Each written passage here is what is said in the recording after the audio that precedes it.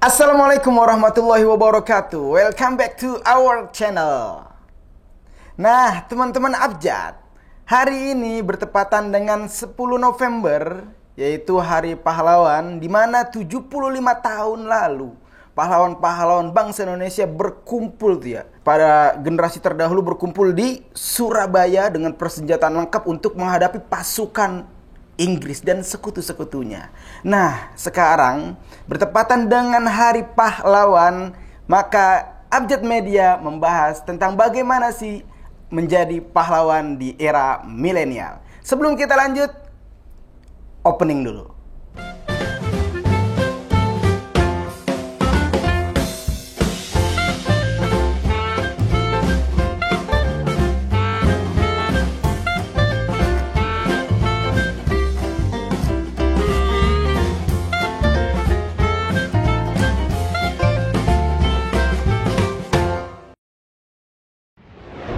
Oke sahabat Abjad, kali ini bertepatan dengan Hari Pahlawan 10 November ya. Kita sudah kedatangan tamu yang sangat luar biasa. Guru kita bersama Al-Mukarram Bapak Kiai Haji Dr. Mukhlis Hanafi MA. Assalamualaikum Guru. Waalaikumsalam warahmatullahi wabarakatuh. Oke Guru, bertepatan dengan Hari Pahlawan ini Guru, sebenarnya ada sejarah apa sih Guru nih di 10 November ini?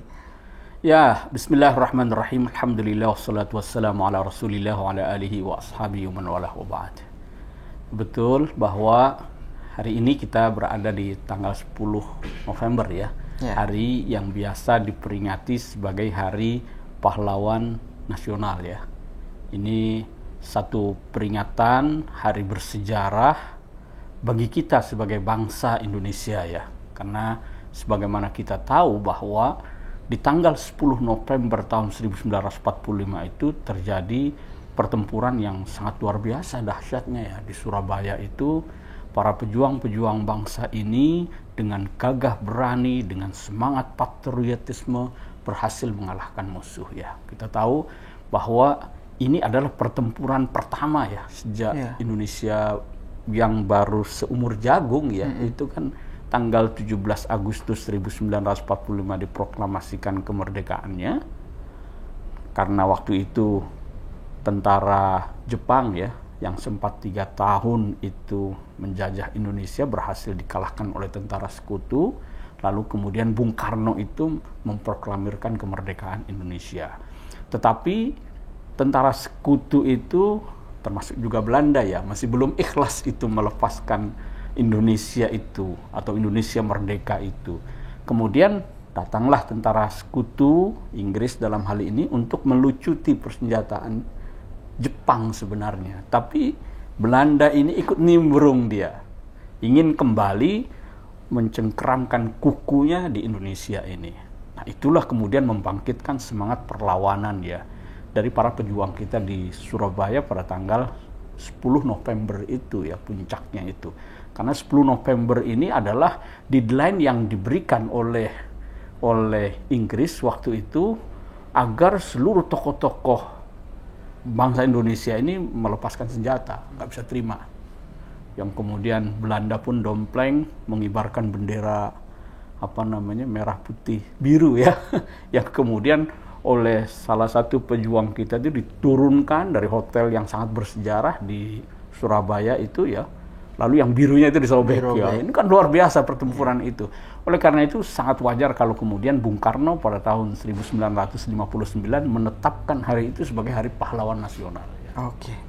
Nah, Guru, berbicara tentang Hari Pahlawan Guru ya. Sebenarnya di Al-Qur'an ada nggak sih ayat-ayat yang menjelaskan tentang kepahlawanan atau sikap patriotisme?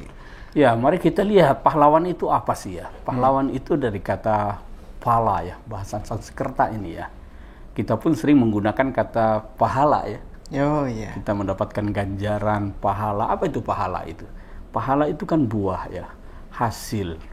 Jadi pahlawan itu adalah mereka yang dengan semangat juangnya, semangat patriotismenya itu menghasilkan buah atau hasil yang bisa dirasakan manfaatnya oleh masyarakat luas ya. Bagaimana dengan perjuangan mereka dulu itu kita sekarang merasakan kemerdekaan kan gitu. Oleh karena itu mereka disebut pahlawan. Dan kita mengenang kepahlawanan atau semangat patriotisme itu. Yang kalau kita lihat dalam Al-Quran itu, memang Al-Quran itu mengapresiasi ya, termasuk juga mengabadikan jasa-jasa mereka yang telah mengorbankan dirinya, jiwanya, segala yang dimilikinya untuk membela kebenaran. Itu diabadikan oleh Al-Quran itu. Seperti misalnya kisah-kisah tentang perang Badar ya, perang Uhud, perang Hunain ya, perang Ahzab, perang Khandaq itu kan peristiwa itu diabadikan sambil memberikan apresiasi kepada mereka yang terlibat dalam peperangan tersebut ya, untuk dijadikan teladan supaya semangat dalam membela kebenaran ya, kerelaan berkorban itu diikuti, diteladani gitu ya. Jadi kita memperingati itu bukan cuma sekedar seremonial ya, jangan hanya seremonial, tapi bagaimana kita meneladani semangat juang mereka, semangat patriotisme, kerelaan mereka berkorban, kecintaan mereka kepada tanah air ini. Sebab didasari rasa cinta itulah kemudian mereka rela berkorban. Ya, itu semangat kepahlawanan yang perlu kita hadirkan kembali ya. Dan dalam Al-Quran pun kita lihat dengan menampilkan kisah-kisah itu, lalu memberi apresiasi kepada mereka yang terlibat dalam perang Badar, Muhajirin dan Ansar ya. Itu kan dalam Al-Quran digambarkan was-sabiquna al-awwaluna minal muhajirin wal ansar walladzina ittaba'uuhum bi ihsanin radhiyallahu anhum wa radu'an. Allah mengapresiasi Muhajirin dan Ansar yang sudah berjasa besar ya. Islam sekarang bisa berkembang ke seluruh dunia, diikuti oleh 1,7 bahkan ada yang mengatakan 1,9 miliar penduduk dunia ini, itu ya karena jasa besar mereka, Muhajirin dengan Ansar ya. Oleh karena itu diabadikan. Allah meminta kita untuk meneladani mereka, semangat juang mereka, kerelaan mereka berkorban. Bahkan kita lihat misalnya ya, bagaimana Muhajirin dengan Ansar itu ada kerelaan berkorban yang disebut dengan itsar. Wa yu'thiruna ala anfusihim walau kana bihim khassasah. Jadi mereka rela berkorban, mendahulukan orang lain daripada diri mereka sendiri. Jadi nggak egois. Jadi pahlawan itu tidak egois. Dia rela berkorban, mengorbankan apa yang dimilikinya termasuk jiwa raganya untuk kepentingan kemaslahatan orang banyak.